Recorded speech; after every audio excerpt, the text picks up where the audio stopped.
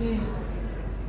Karena tadi sudah ada yang ngantuk-ngantuk, boleh minta tolong Bapak Ibu kita energizing dulu. Kalau di awal kan namanya ice breaking, kalau di pertengahan kayak namanya energizing. Boleh keluar dari kursinya.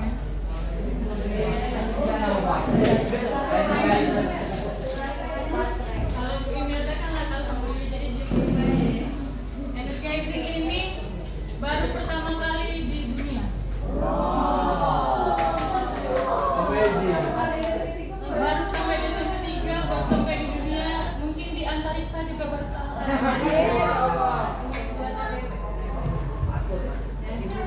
kita akan melukis. Kalau melukis kita pakai kita jadi anak ini dulu ya, pakai apa? Hayalan. Kalau pakai tangan melukis satu gimana? Satu. Oke. Sekarang melukis dua. Melukis tiga. Sekarang kita akan melukis menggunakan tubuh.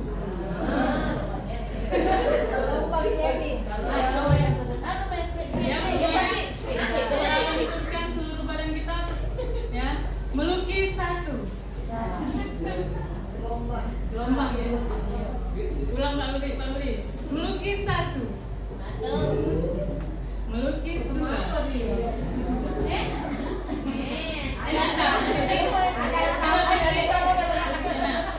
Melukis tiga.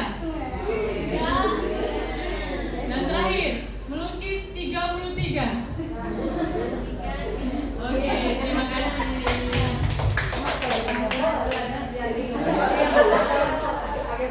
Aman ya? Berarti aman?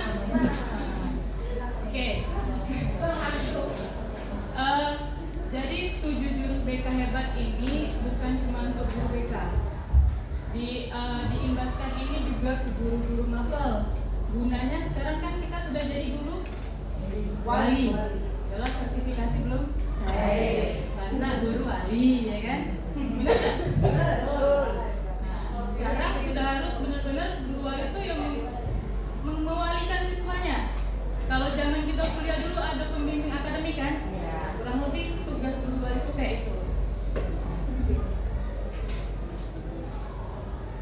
7 jurus BK hebat. Yang pertama ada kenali potensi, kelola emosi, tumbuhkan resiliensi, jaga konsistensi, jaga koneksi, bangun kolaborasi, dan menatasi situasi. Bentar, soalnya bukan penyanyi, ada Bu Desya mas.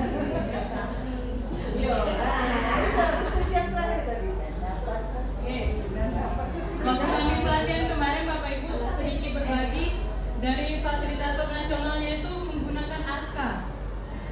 Sepertinya ini Bapak Ibu guru juga bisa menyampaikan materi ke siswa dengan menggunakan ARKA. A-nya itu aktivitas, R-nya refleksi, K-nya konseptual, A-nya aplikasi. Nah, nanti mungkin sambil berjalan slide bisa langsung kita lihat aktivitas itu apa, refleksi itu apa, konseptual itu apa, dan aplikasi itu apa. Situ ada Reza, ya.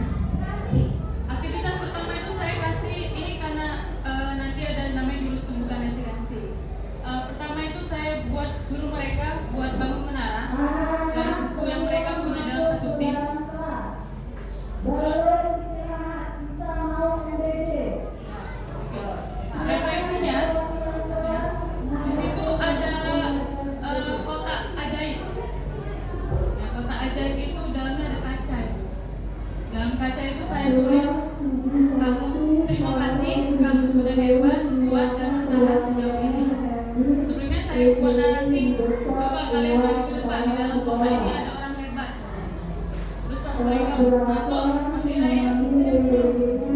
Sambil mereka bertanya, terus yang di sudut kanan bawah itu ada siswa yang nangis. Ternyata mereka tersentuh dari yang kegiatan melihat kotak ajaib tadi. Ternyata siswa kita itu sebenarnya gampang buat kita sentuh. Yang terakhir itu di situ belajar ini lagi sedang membangun konseptual.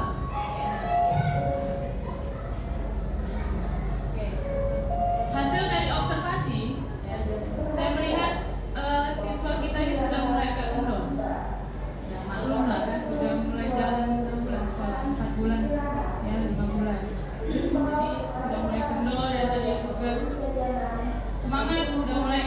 gaul.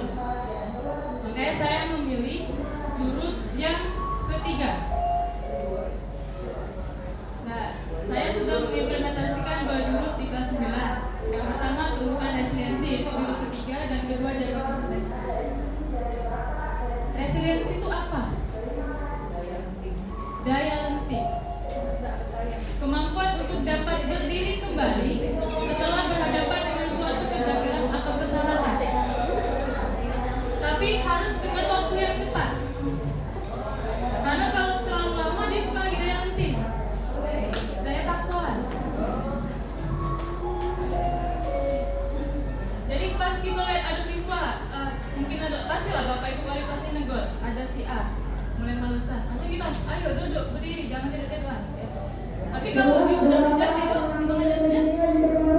Kewajiban saya itu bagi dia.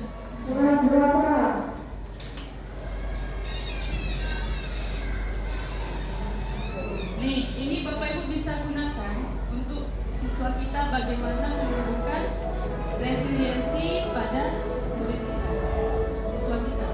Pertama kita harus membangun grow mindset sama siswa kita. Grow mindset itu apa? Sudah diajarkan di ini pembelajaran mendalam sama Pak Siswa.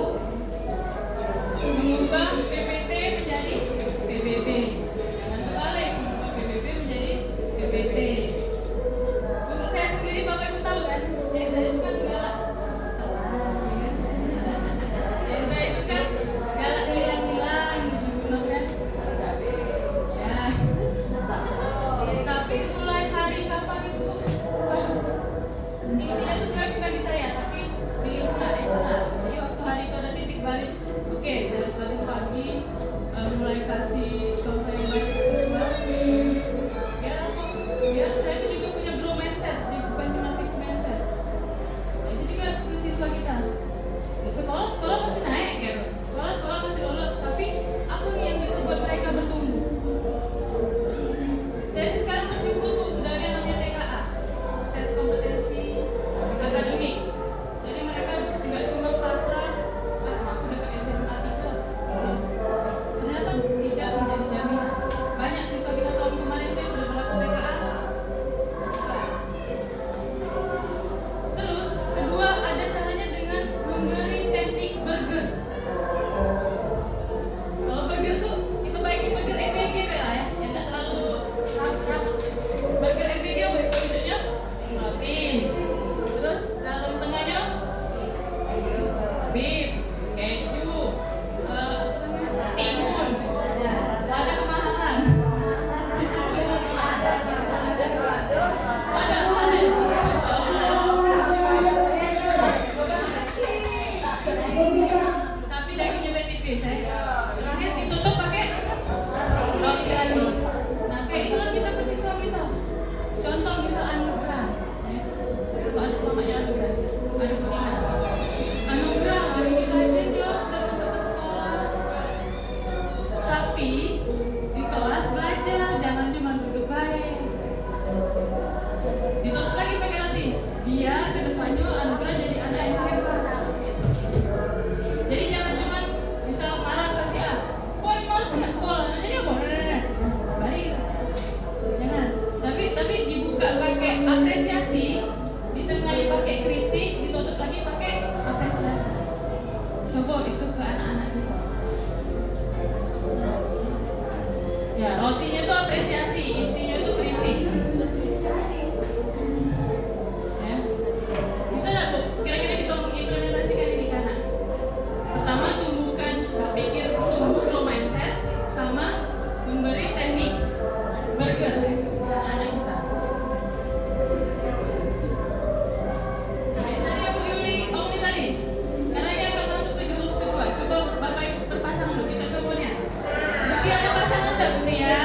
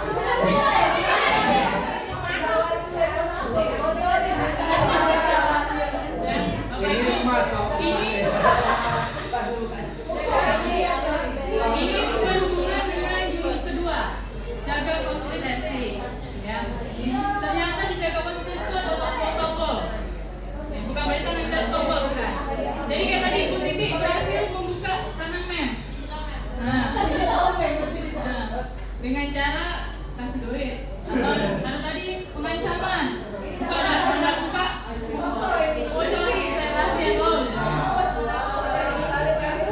Tapi Bapak Ibu, antara dua teknik tadi yang paling gampang teknik mana?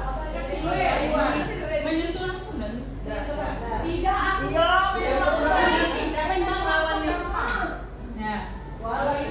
ini kalau kita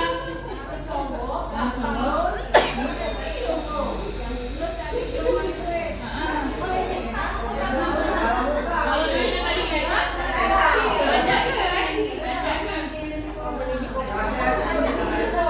Bapak Ibu, ini berhubungannya dengan siswa kita.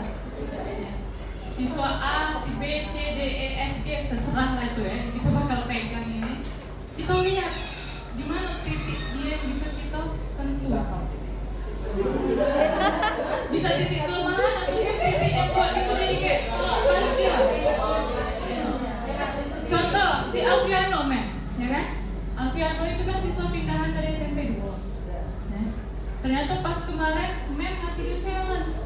Jadi petugas upacara, pemimpin upacara petugasnya.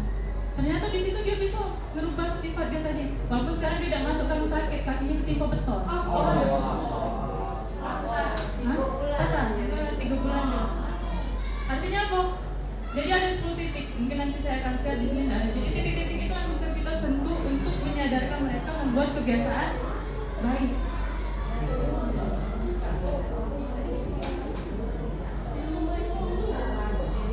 Bagaimana menjaga konsistensi pada siswa? Bu Eza kemarin membuat namanya membangun kebiasaan, 5 kebiasaan baik. Ini contoh, ini hanya contoh. Bapak Ibu bisa aplikasikan di kelas perwaliannya. Jadi kayak di kelasnya itu dibuat hari ini siapa yang rajin dari pagi sampai sore, ada stiker tempel. Gitu. Hari ini siapa yang datangnya tidak telat, tempel. Jadi ini kebiasaan baik. Karena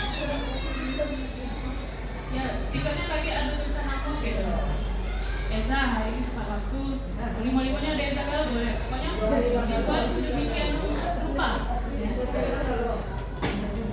Saya lihat ada beberapa kelas kemarin waktu Eza sama Bu Anggi ngecek kebersihan kerapian kelas. Sudah ada kelas yang memperlakukan ini, tapi tidak tahu masih jalan nggak. Nah, yang paling penting itu kan konsistensinya. Tunggu ada lomba lagi. Kalau bisa dengar, Mem. Ya, mungkin Ibu wali-wali kelas bisa diaplikasikan kelasnya. Atau ada yang kelas lain sudah kayak ini kan selain 93 tadi? Belum ya. Kalau Bu Eza kemarin melakukannya bimbingan kelompok ke anak-anak yang sering telat. Dilihat dari hasil jadwal mereka agak telat, ada buku kan gitu kan, buku jadwal piket yang telat dipanggil di kami bimbingan kelompok.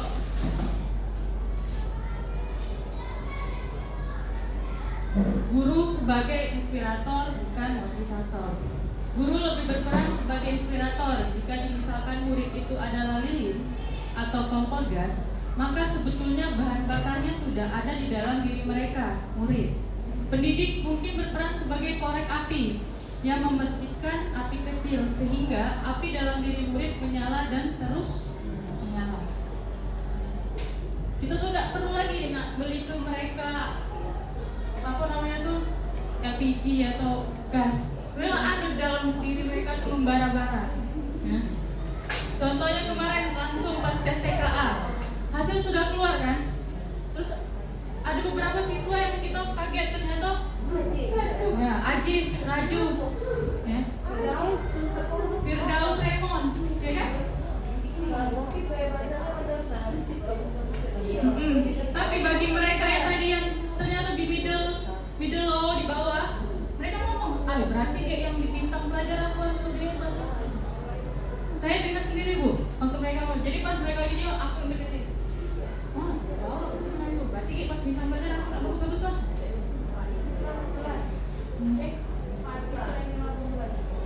Fatih Umari, ya kan? Ada beberapa siswa yang saya pun kaget, ternyata dia masuk 20 besar. Iya.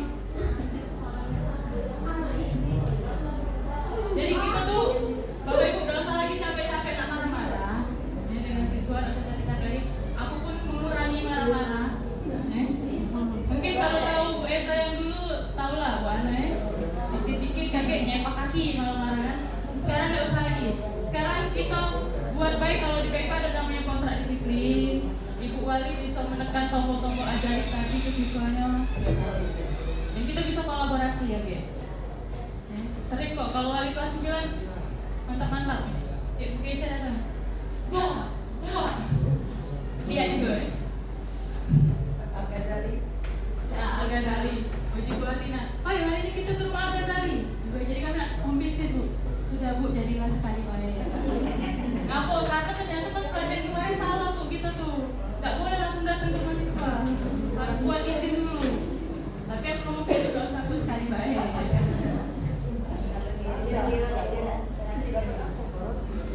Oke, dari hasil 2 jurus yang telah saya beri kepada siswa kelas 9, sudah terlihat perubahan perilaku. Meskipun saat ini hasilnya belum terlihat signifikan, namun jika kita terus memberikan kebaikan-kebaikan, maka akan terlihat akhirnya yang baik. The power of diligence. 1% better every day, 1% worse every day. Ternyata kebaikan 1% itu lebih baik dibanding kesalahan 1%. Nah, ini sesuai dengan tidak ada ya punya Bu Yus. Sehari selembar benang, setahun menjadi selembar kain. Sedikit demi sedikit, lama-lama menjadi sama. Jadi terakhir kemarin konseling bimbingan kelompok yang 20 TKA, anak-anak yang nilai TKA itu saya tanya, kok Kak, ngapa kamu tuh pajak 20 besar? Dijawabnya kok, nggak tahu Bu. Ya, akhirnya saya membuka pikiran mereka, tahu nggak ngapa? Karena kamu tiap hari belajar kan. Walaupun kamu belajar dikit, nah itu tuh pas tes itu jadinya bagus semua. Gitu. Konsistensi. Ya. Ini kata-kata bijak terakhir. Ini tentang progres, bukan kesempurnaan. Tentang konsistensi, bukan intensitas. Tentang memulai, bukan menunggu. Ya. Saya harap Bapak Ibu guru di sini kita bisa kayak ini. Sama-sama belajar. Sama Bu Eza juga yang dulu galak catul, galak telat, sama belajar. Ya, semoga tapi P3K yang baru bisa membantu.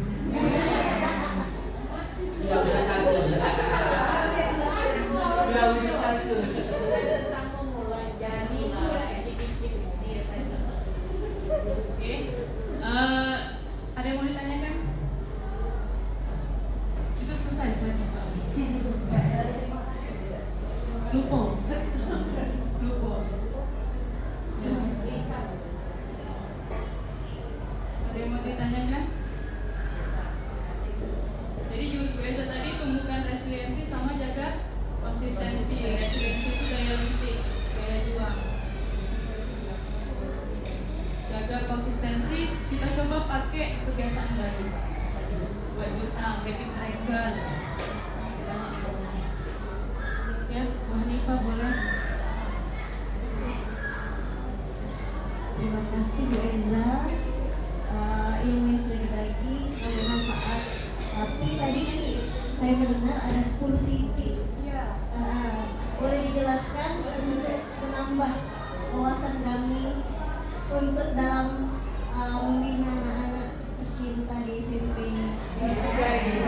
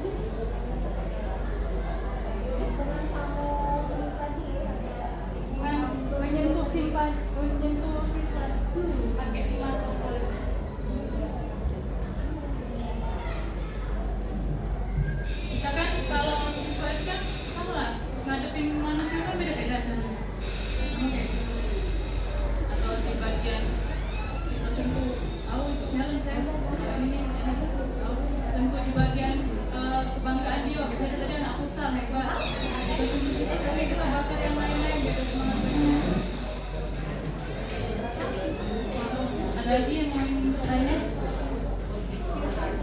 Ya, silakan Bu Dina. Sebelumnya kan Ibu Reza di 97. Di 97 dengan 2 jurus. Jurus ini yang resiliensi. Kan di dalam kelas 97 ada anak-anak yang memang Bapak Ibu guru mungkin paham ya, prestasinya lebih baik ataupun misal komunikasinya lebih bagus dengan guru dan teman-temannya, tapi ada juga anak-anak yang dianggap kurang kurang dalam hal sosial ataupun akademik. Nah, perbandingan pada saat Ibu Eza melakukan 7 jurus salah satunya yang resiliensi tadi, bagaimana dengan anak-anak yang memang dianggap kurang dan sudah diperbandingkan dengan mereka, dan bagaimana kemajuan yang anak yang kurang tadi? Terima kasih Bu Dina.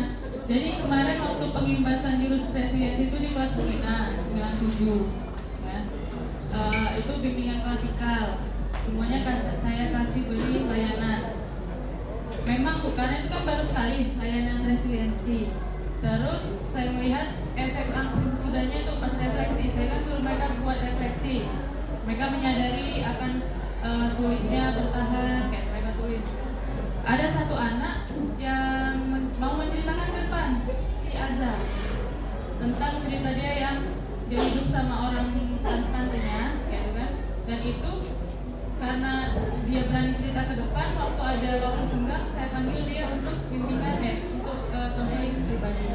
Tapi untuk anak-anak yang tadi yang diam, kayak gitu kan, yang maksudnya tidak aktif, kayak gitu. Saya lihat sih mereka karena baru sekali itu pas main ini tadi, main menara-menara tadi, mereka mau aktif ikut, ayo mau dibantu kayak gitu, bahasa siswanya kayak itu kan. Nah mungkin nanti karena layanan ini kan tidak bisa sekali, kita harus rutin, konsisten tadi. Setiap layanan juga kayak itu, ibu guru pun, bapak guru ngajar pun harus konsisten tiap harinya. Mungkin nanti saya akan lihat hasilnya yang lebih itu. Kalau yang pendiam kelas Bu Dina ini paling yang cewek-cewek duduk sebelah sini kan? Putri Arianti, pendiamnya. Putri Arianti pendiamnya di kelas pendiamnya. Pendiam dan cenderung menyendiri. Introvert. Tapi tadi dicoba digali dulu. Karena untungnya BK masuk kelas itu kita bisa kenal siswa. Walaupun tidak secara menyuruh mendalam, makanya kalau ada yang sedikit aneh, kita baru bimbingan pribadi. Kalau di kelas kayak nih, kalau sama lah, bapak ibu guru dulu, kita terus belajar kalau menjadi guru tuh harus melihat siswa itu sama, ya kan? Nggak boleh ini anak pintar, ini anak bodoh, ini anak orang kaya, ini anak orang miskin. Nah, kita lihatnya sama dulu kan. Baru kita lihatnya di hasil belajar. Sama kalau di BK lihat hasil kayak mana mereka bertingkah di luar-luar ini nanti. Gitu. Tapi kalau masih ada yang aneh, makanya kami sering konseling pribadi. Nanti coba saya lihat lagi ya, kalau ibu yang introvert. Ya, tapi yang seperti tadi. Kalau pernah bukan ngomong, nggak diajak main, dia tidak lelap. Beliau.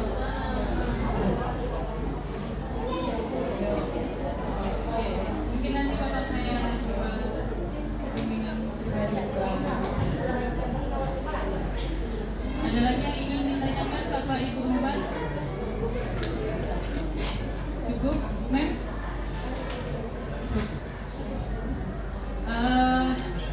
Akhir kata, saya mohon maaf kalau ada salah-salah kata. Kepada Allah saya mohon ampun. Wassalamualaikum warahmatullahi wabarakatuh. Bapak Ibu, ada sedikit penyampaian dari fasilitator nasional kami pada hari ini.